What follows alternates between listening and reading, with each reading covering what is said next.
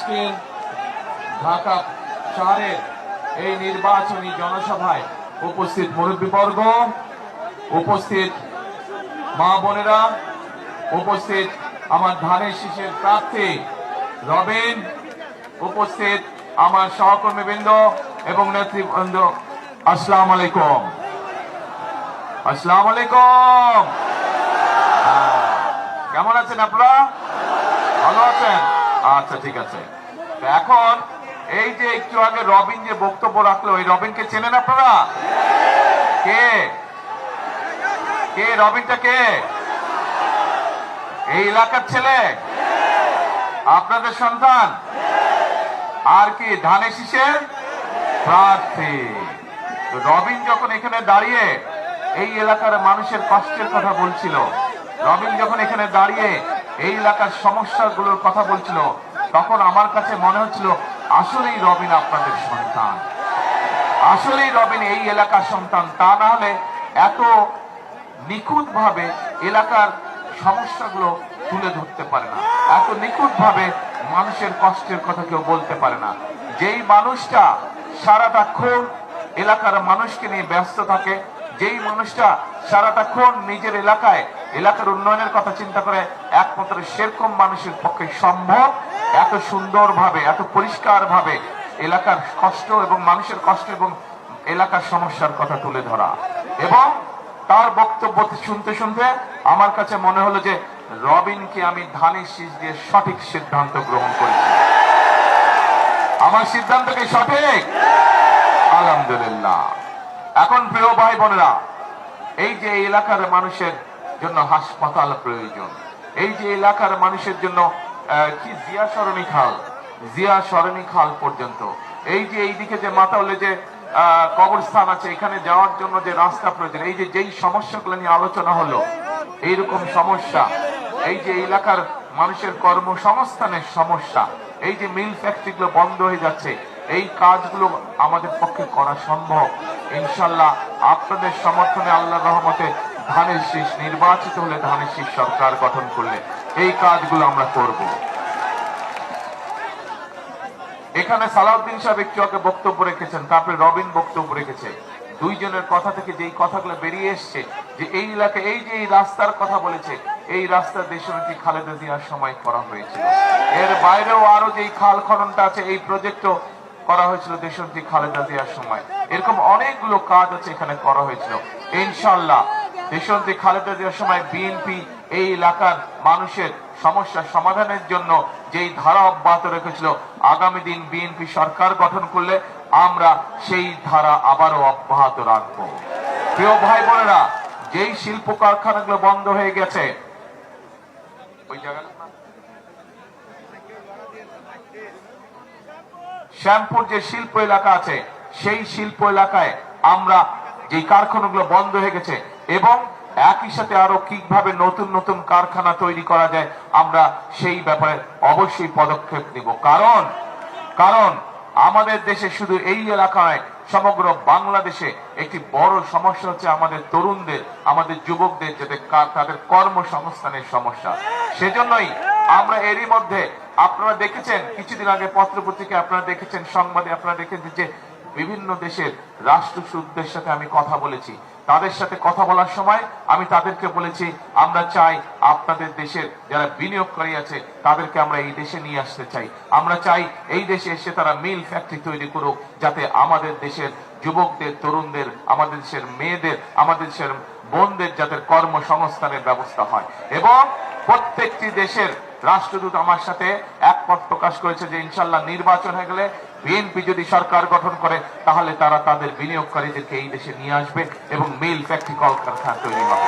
শুধু তাই নয় প্রিয় ভাই বোনেরা, শুধু তাই নয়, আমরা পরিকল্পনা গ্রহণ করেছি যে আমরা ইনশাল্লাহ বিএনপি ইনশাল্লাহ সরকার গঠন করলে আমরা প্রত্যেকটি ঢাকা শহর সহ প্রত্যেকটি জেলায় আমরা বিভিন্ন রকমের ভোকেশনাল ইনস্টিটিউশন এবং ট্রেনিং ইনস্টিটিউশন, টেকনোলজিক্যাল ইনস্টিটিউশন, আইটিতে আমাদের তরুণ সদস্যরা যারা কাজ করে তাদেরকে বিভিন্ন প্রকার ট্রেনিং দিয়ে আমরা দক্ষ কারিগর হিসেবে তাদেরকে গড়ে তুলতে চাই, যাতে করে এলাকার শিক্ষিত যেসব ছেলেরা আছে, মেয়েরা আছে, শিক্ষার আলোয় তারা আলোকিত হয়েছে, কিন্তু কর্মসংস্থানের অভাব রয়েছে, কিন্তু আমরা তাদেরকে বেকার থাকতে দিব না। সেটি দেশেই হোক বিদেশি হোক, তাদের জন্য আমরা কর্মসংস্থানের ইনশাল্লাহ ব্যবস্থা করব। প্রিয় ভাই বোনেরা, কাজেই এই জলবদ্ধতা হোক, এই কর্মসংস্থানের অভাব হোক, সকল সমস্যাগুলো ধীরে ধীরে আমরা সমাধান করব ইনশাল্লাহ। প্রিয় ভাই বোনেরা, প্রিয় ভাই বোনেরা, এই যে দেশের সমস্যা, এই যে এত সমস্যার আমরা কথা শুনলাম, এতদিন আমরা কি শুনেছি? সেই যে স্বৈরাচার ছিল, কি শুনেছি সমস্যাতে? দেশের উন্নয়ন হচ্ছে, কিন্তু যদি উন্নয়ন সত্যিকার ভাবে হতো তাহলে কি এত সমস্যা থাকতো দেশে? এই সমস্যা থাকতো না। তার মানে আমরা যা শুনেছি এতদিন, কিছু মেগা প্রজেক্ট আমরা দেখেছি, কিন্তু মানুষের সত্যিকার ভাগ্য পরিবর্তনের কাজ হয়নি। এই যে রবিন বলল 42টা ডাইং ফ্যাক্টরি ছিল, খালেদা জিয়া যখন গতবার শেষ সময় দেশ পরিচালনা করেছিলেন, সেই সময় এখানে 2001 থেকে 2006 পর্যন্ত 42টা ডাইং ফ্যাক্টরি ছিল, কিন্তু আজ বন্ধ হতে হতে হতে হতে কত 18টাতে এসে দাঁড়িয়েছে না? 18টা ফ্যাক্টরিতে এসে দাঁড়িয়েছে। কিন্তু ক্ষতি কাদের হয়েছে? ক্ষতি তো হয়েছে জনগণের, ক্ষতি হচ্ছে এলাকার মানুষের। বহু মানুষ বেকার হয়ে গিয়েছে। এইগুলোকে আমাদের আবার চালু করতে হবে, মানুষের কর্মসংস্থানের ব্যবস্থা করতে হবে। প্রিয় ভাই বোনেরা, এই যে আপনারা একটু আগে রবিন বলেছে এখানে যে এলাকার মানুষের চিকিৎসার বড়, স্বাস্থ্য চিকিৎসার জন্য বিরাট একটি সমস্যা। ইনশাআল্লাহ ঢাকায় এমনিতে অনেক মানুষ বাস করে, ঢাকায় যেই হাসপাতাল আছে, যতগুলো হাসপাতাল আছে, ঢাকার জনসংখ্যার জন্য সেটি প্রতুল নয়, আরো আমাদের হাসপাতাল দরকার। ইনশাআল্লাহ এই এলাকার মানুষ যাতে সঠিকভাবে চিকিৎসা পায়, আমরা যত দ্রুত সম্ভব এলাকায় একটি হাসপাতালের কাজে হাত দিব।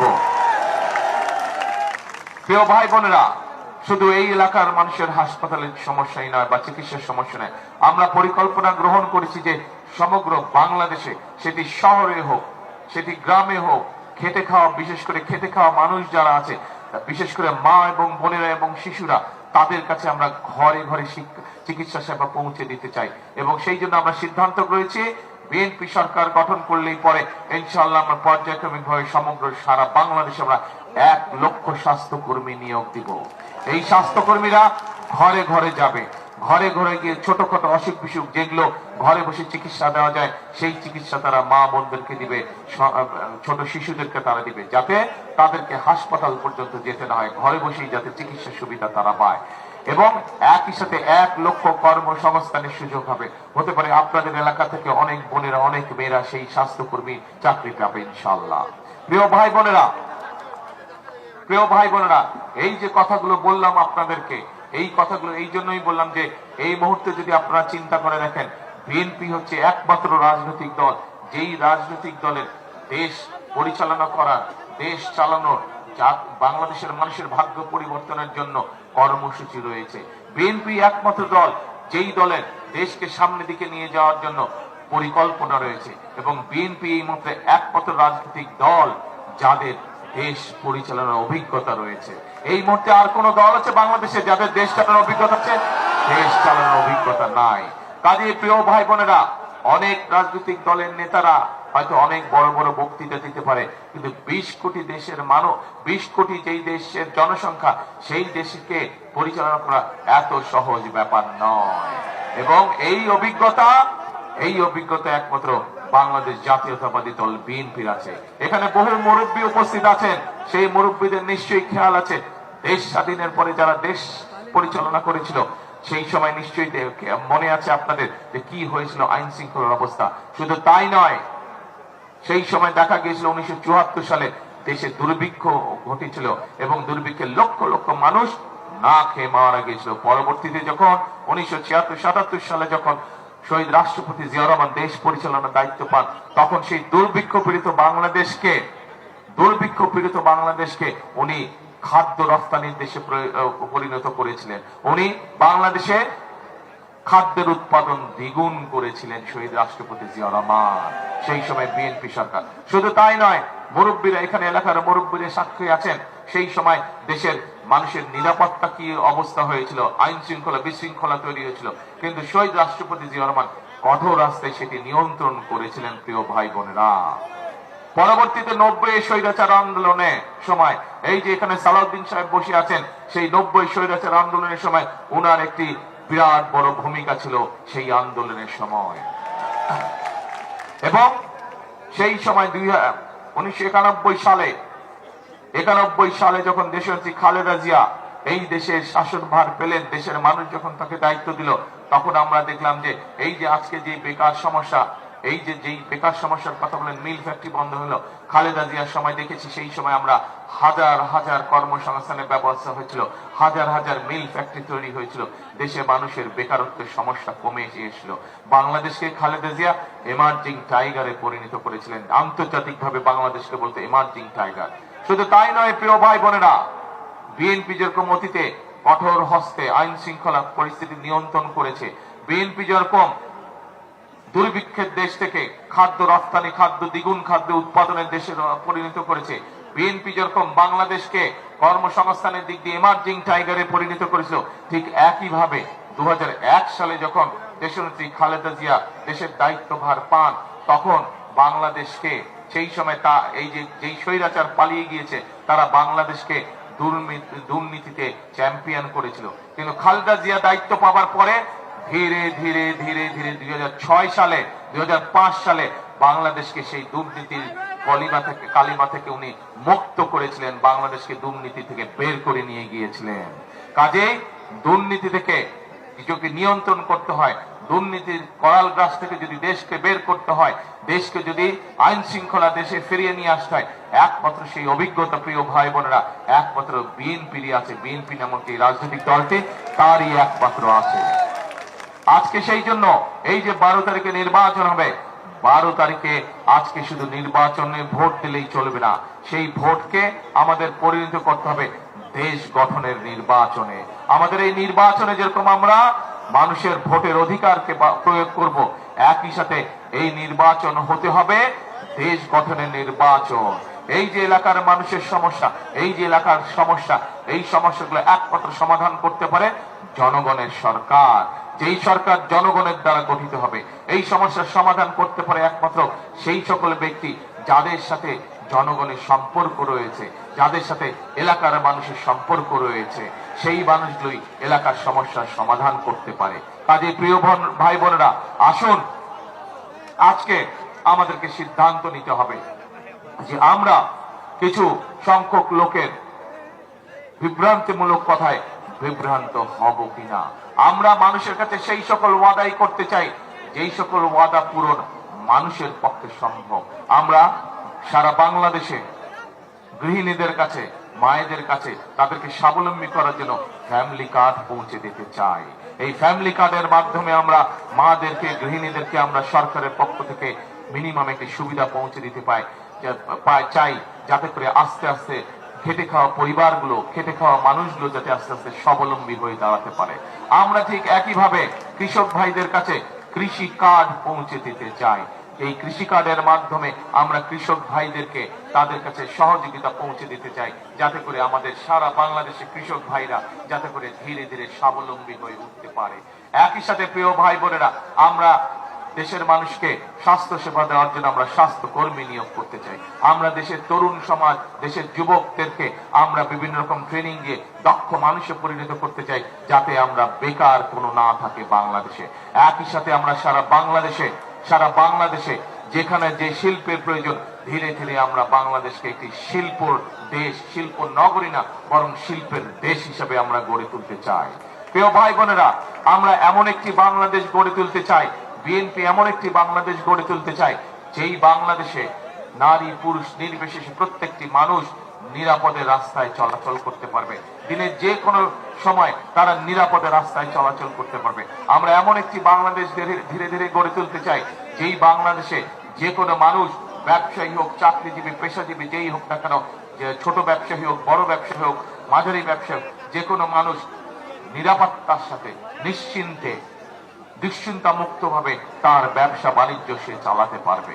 প্রিয় ভাই বোনেরা, আমরা ধীরে ধীরে এমন একটি বাংলাদেশ গড়ে তুলতে চাই যেই বাংলাদেশে মানুষ তার পরিবার পরিজন নিয়ে নিশ্চিন্তে নিদ্রা যেতে পারবে রাত্রে বেলায় টেনশন ছাড়া। এরকম একটি বাংলাদেশ গড়ে তুলতে চাই। কিন্তু আপনারা কি এরকম বাংলাদেশ চান? আপনারা যদি প্রিয় ভাই বোনেরা এরকম বাংলাদেশ চান, তাহলে তাহলে আমাদেরকে আপনাদের সহযোগিতা লাগবে। কারণ আমরা মনে করি, বিএনপি মনে করে জনগণই হচ্ছে বিএনপির সকল রাজনৈতিক ক্ষমতার উৎস। কাজেই আপনারা যদি আমাদেরকে শক্তি দেন, আপনারা যদি আমাদেরকে সমর্থন দেন, আপনারা যদি আমাদেরকে সাহায্যের হাত বাড়িয়ে দেন, আপনারা যদি আমাদেরকে সহযোগিতা করেন, তাহলে আমরা আপনাদের সেই প্রত্যাশিত বাংলাদেশ গড়ে তোলার কাজে হাত দিতে পারবো ইনশাআল্লাহ। প্রিয় ভাই বোনেরা, প্রত্যাশিত সেই বাংলাদেশ যদি গড়ে তুলতে হয়, তাহলে অবশ্যই আপনাদেরকে সঠিক সিদ্ধান্ত নিতে হবে। একটু আগেই আপনারা শুনেছেন, বক্তব্যের মধ্যে শুনেছেন, এই এলাকায় দেশ স্বাধীনের পরে যতটুকু যা হয়েছে প্রতিবারই হয়েছে কম বেশি বিএনপি যখন দেশ পরিচালনার দায়িত্ব ছিল। কাজেই এই এলাকা দিয়ে বোঝা যায় সমগ্র বাংলাদেশে যতটুকু উন্নয়ন হয়েছে, যতটুকু মানুষের ভাগ্যের পরিবর্তন হয়েছে, তা প্রত্যেকবার হয়েছে বিএনপি যখন দেশ পরিচালনার দায়িত্ব ছিল। কাজেই 12 তারিখে নির্বাচনে প্রিয় ভাই বোনেরা আমাদেরকে সঠিক সিদ্ধান্ত নিতে হবে।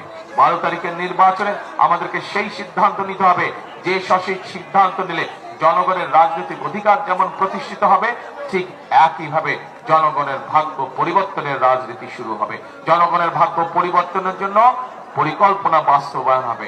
জনগণের ভাগ্য পরিবর্তনের জন্য কর্মসূচি ধীরে ধীরে বাস্তবায়নের কাজ শুরু হবে। আমাদেরকে সেই সিদ্ধান্ত গ্রহণ করতে হবে। প্রিয় ভাই বোনেরা, আজ আমরা পত্রিকার পাতায় দেখছি একটি রাজনৈতিক দল তাদের কর্মীদেরকে আমরা দেখছি আইন শৃঙ্খলা বাহিনী ধরে ফেলেছে। কেন ধরে ফেলেছে? তারা নকল ব্যালটের সিল তৈরি করতে গিয়েছিল। একইভাবে প্রিয় ভাই বোনেরা, আমরা দেখেছি এই দলের বিভিন্ন সদস্যরা আমাদের বিভিন্ন মা বোনদেরকে গিয়ে বিভ্রান্ত করছে, তাদের কাছে বিকাশ নাম্বার চাইছে, তাদের কাছে এনআইডি নাম্বার চাইছে। কাজেই প্রিয় ভাই বোনেরা, এই সকল ব্যাপারে আমাদের সতর্ক থাকতে হবে। কারণ গত 1 যুগেরও বেশি সময় ধরে আপনাদের শুধু ভোটের অধিকারই কেড়ে নেওয়া হয় নাই, আপনাদের অর্থনৈতিক স্বাধীনতাও কেড়ে নেওয়া হয়েছিল এই দেশের জনগণের। কিন্তু আজ একইভাবে আবার গণতন্ত্রের বিপক্ষে আবারও ষড়যন্ত্র শুরু হয়েছে। এই ষড়যন্ত্র আমাদেরকে রুখতে হবে। কারণ আমরা যদি আবার এই ষড়যন্ত্রের মধ্যে আটকে যাই, তাহলে দেশ আরো পিছিয়ে যাবে, জনগণের ভাগ্যের পরিবর্তন আরো পিছিয়ে যাবে। প্রিয় ভাই বোনেরা, সেই জন্য 12 তারিখের যে নির্বাচন, এই নির্বাচনে আপনাদেরকে সতর্ক থাকতে হবে, চোখ কান খোলা রাখতে হবে। কখন যাবেন আপনারা ভোট দিতে? কখন যাবেন? ভোরবেলায় যেতে হবে। শুধু ভোরবেলায় গেলে হবে না, যার যার ভোট কেন্দ্র, সেই ভোট কেন্দ্রের সামনে গিয়ে সকালে ফজরের নামাজ আদায় করতে হবে। পারবেন ইনশাআল্লাহ।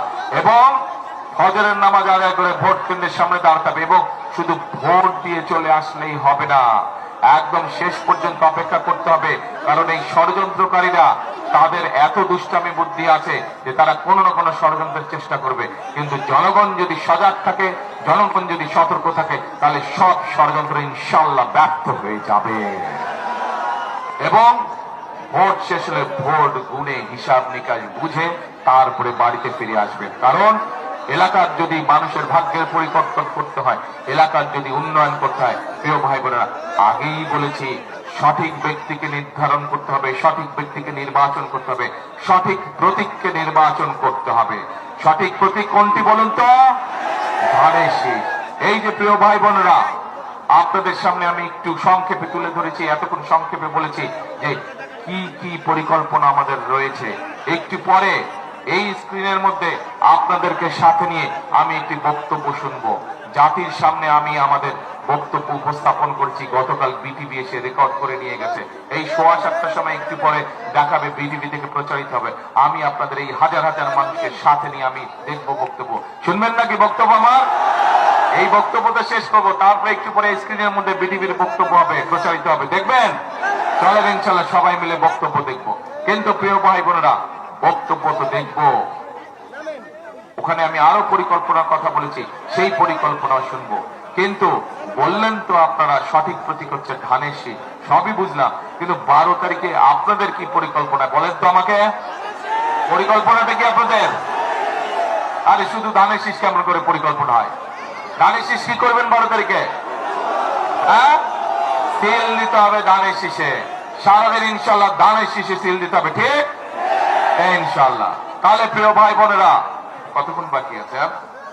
বুঝলেন, 11 মিনিট আছে। তাহলে কি আরো 10 মিনিট বক্তৃতা দিতে হবে? আরে না, এতক্ষণ বক্তৃতা গলা টলা বসে গেছে। এখন প্রিয় ভাই বোনেরা,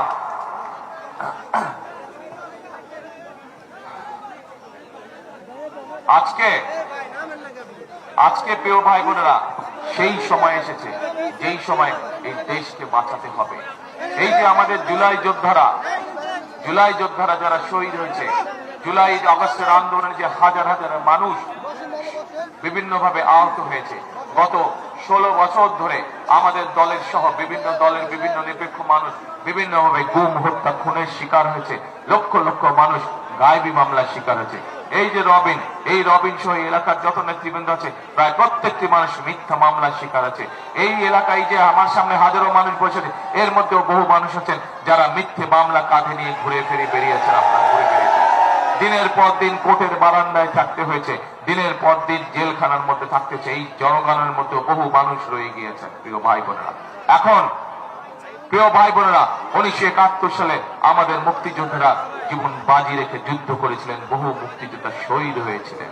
আজকে আমাদেরকে সেই মুক্তিযোদ্ধাদের কথাই বলুন অথবা আমাদের জুলাই শহীদদের কথাই বলুন, এদের যে ত্যাগ, এটি কি বৃথা যেতে দেওয়া যায় না? এটি কি বৃথা যেতে দেওয়া যায়? বৃথা যেতে দেওয়া যায় না। এই মানুষগুলোর প্রত্যাশা কি ছিল? এই মানুষগুলোর প্রত্যাশা ছিল এই বাংলাদেশের মানুষ মন খুলে তাদের মতামত বলতে পারবে। সেটি কারো বিরুদ্ধে যেতে পারে, কারো পক্ষে যেতে পারে, কিন্তু সেই মানুষটি নিরাপদ থাকবে তার মতামত দেওয়ার পরে। এই যোদ্ধাদের, এই জুলাই যোদ্ধা বলেন বা শহীদ মুক্তিযোদ্ধা বলেন, তাদের প্রত্যাশা কি ছিল? যারা জীবন উৎসর্গ করে এই দেশকে স্বাধীন করেছিলেন, তাদের প্রত্যাশা ছিল এই দেশের গণতন্ত্রের চর্চা হবে। মানুষ সময় মতন তার ভোট প্রদানের মাধ্যমে সে তার প্রতিনিধিকে নির্বাচিত করবে। এই মুক্তিযোদ্ধাদের প্রত্যাশা কি ছিল? যে এই দেশের সন্তানেরা সুন্দরভাবে এই দেশের লেখাপড়ার সুযোগ পাবে, বড় হবে, মানুষ হবে তারা। এই যোদ্ধাদের প্রত্যাশা কি ছিল? যে এই দেশের তরুণরা, এই দেশের যুবকরা বেকার থাকবে না, তাদের কর্মসংস্থানের সুযোগ হবে। এই দেশের সেই মুক্তিযোদ্ধাদের প্রত্যাশা কি ছিল?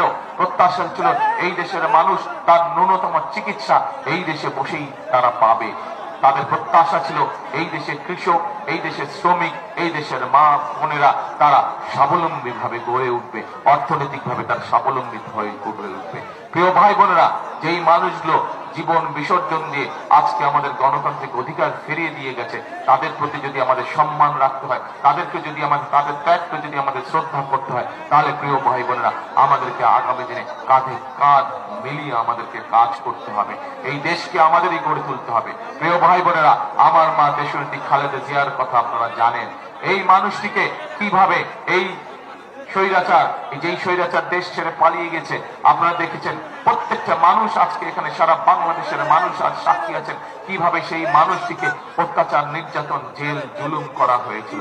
সন্তান হিসেবে আমি জানি তাকে স্বৈরাচার সরকার বিভিন্ন সময় তাকে বলেছিল আপনি বিদেশ চলে যান, আপনার সব জেল জুলুম আমরা উঠিয়ে নেব। কিন্তু খালেদা জিয়া বলেছিলেন একটি কথা, এই দেশই হচ্ছে আমার প্রথম, এই দেশই হচ্ছে আমার শেষ ঠিকানা। এই দেশের মানুষ হচ্ছে আমার পরিবার, এই দেশের মানুষ হচ্ছে আমার আপন, এই দেশের মানুষ হচ্ছে আমার স্বজনজন। এদেরকে ছেড়ে আমি কোথাও যাব না। প্রিয় ভাই বোনেরা, দেশনেত্রী খালেদা জিয়া এই দেশের মানুষকে ছেড়ে কোথাও যান নাই। উনি জানতেন যে ওনার উপরে যেই জুলুম করা হয়েছে, আস্তে আস্তে ওনাকে যে চিকিৎসা সুবিধা থেকে বঞ্চিত করা হয়েছে, তার জন্য ধীরে ধীরে উনি মৃত্যুর দিকে এগিয়ে যাচ্ছেন। তারপরেও মৃত্যু নিশ্চিত জেনেও উনি কিন্তু দেশের মানুষকে ছেড়ে কোথাও যান নাই। জীবনের শেষ দিন পর্যন্ত মানুষটি এই দেশের মানুষের সাথেই ছিলেন এবং এই দেশের মাটিতে উনি শেষ নিঃশ্বাস ত্যাগ করেছেন।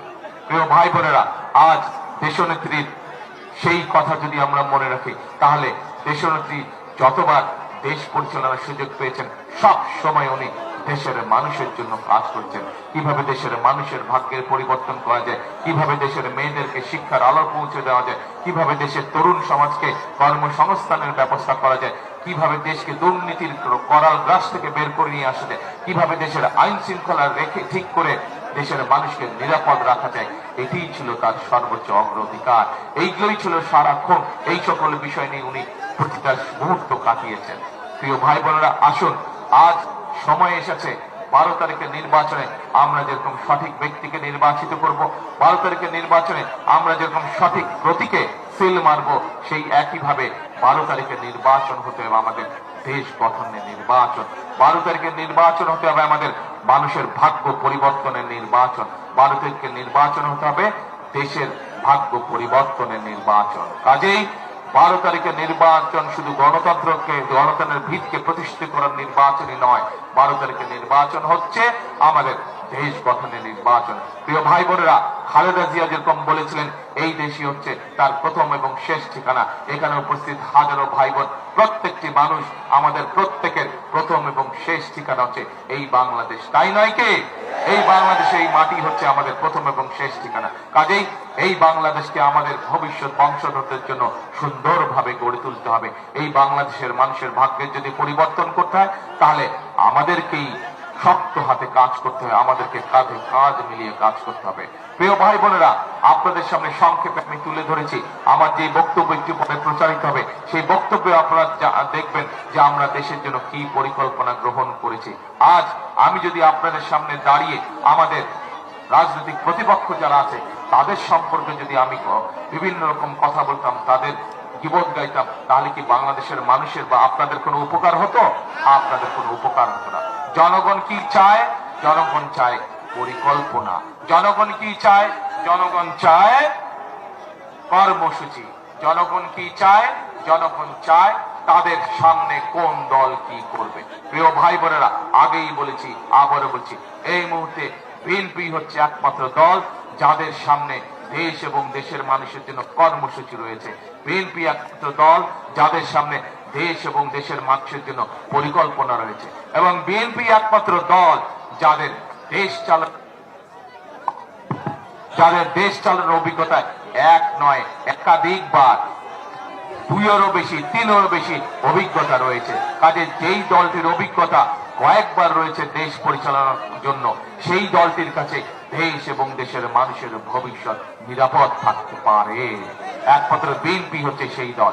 কারণ অন্যান্য সব দলকে আমরা দেখেছি, তাদের ইতিহাস আমরা জানি, আমরা দেখেছি তারা কিভাবে বিভিন্ন সময় জনগণকে স্বার্থ বিসর্জন দিয়ে, দেশের স্বার্থ বিসর্জন দিয়ে তারা অন্য জায়গায় চলে গিয়েছিল। কাজে আসুন প্রিয় ভাই বোনেরা, আসুন প্রিয় ভাই বোনেরা, 12 তারিখকে যে নির্বাচন, আমরা এই জনসভায় দাঁড়িয়ে আজকে শপথ গ্রহণ করি যে এই আজকের জনসভা শুধু জনসভা না, এই জনসভায় শপথ গ্রহণ করব যে 12 তারিখের নির্বাচন যাতে দেশ গড়ার নির্বাচন হয়। 12 তারিখের নির্বাচন জনগণের ভাগ্য পরিবর্তনের নির্বাচন। আজকে এটিই হোক আমাদের জনসভার প্রধান শপথ, এটিই হোক আমাদের জনসভার প্রতিজ্ঞা। আছেন নাকি আপনারা দেশ গঠনে আমার সাথে? আছেন নাকি আপনারা প্রতিজ্ঞা গ্রহণে যে ইনশাল্লাহ 12 তারিখের নির্বাচন হবে দেশ গঠনের নির্বাচন, মানুষের ভাগ্য পরিবর্তন নির্বাচন? সঠিক কি ভাই? গলার জোর হয়ে গেল, সঠিক ইনশাল্লাহ। প্রিয় ভাই বোনেরা, শহীদ রাষ্ট্রপতি জিয়া রহমান একটি কথা বিশ্বাস করতেন, বেগম খালেদা জিয়া একটি কথা বিশ্বাস করতেন, আমিও তাদের সন্তান হিসেবে একটি কথা বিশ্বাস করি। কি সেই কথাতে? করব কাজ, গড়ব দেশ, সবার আগে বলেন দেখে এবার, করব কাজ, সবার আগে বাংলাদেশ। প্রিয় ভাই বোনেরা, এই কথাগুলো বলে আপাতত আমি আমার বক্তব্য শেষ করছি, এইখানে উপস্থিত বক্তব্য শেষ করছি। ইনশাল্লাহ 12 তারিখে আপনারা আমাদের ধানের শীষের প্রার্থী এই যে রবিনের হাতে আমি আনুষ্ঠানিকভাবে আজ ধানের শীষ উঠিয়ে দিয়ে যাচ্ছি। আপনারা 12 তারিখ পর্যন্ত রবিনকে ইনশাল্লাহ দেখে রাখবেন। 12 তারিখে রবিন নির্বাচিত হলে পরে, বাংলা বিএনপি সরকার গঠন করলে পরে ইনশাল্লাহ 13 তারিখ থেকে রবিন প্রতিটি মুহূর্ত এই এলাকা এবং এলাকার মানুষের সুখ দুঃখে সে থাকবে ইনশাল্লাহ। প্রিয় ভাই বোনেরা, আসুন আসুন আমরা দেশ গঠনের রাজনীতি শুরু করি। এই বক্তব্য রেখে আমি আমার আজকে আপনাদের থেকে বিদায় নিচ্ছি। ইনশাল্লাহ আবারও আপনাদের সাথে দেখা হবে, আবারও আপনাদের সাথে কথা হবে। আল্লাহ হাফেজ। বাংলাদেশ জিন্দাবাদ, বাংলাদেশ জাতীয়তাবাদী দল জিন্দাবাদ। আসসালামু আলাইকুম।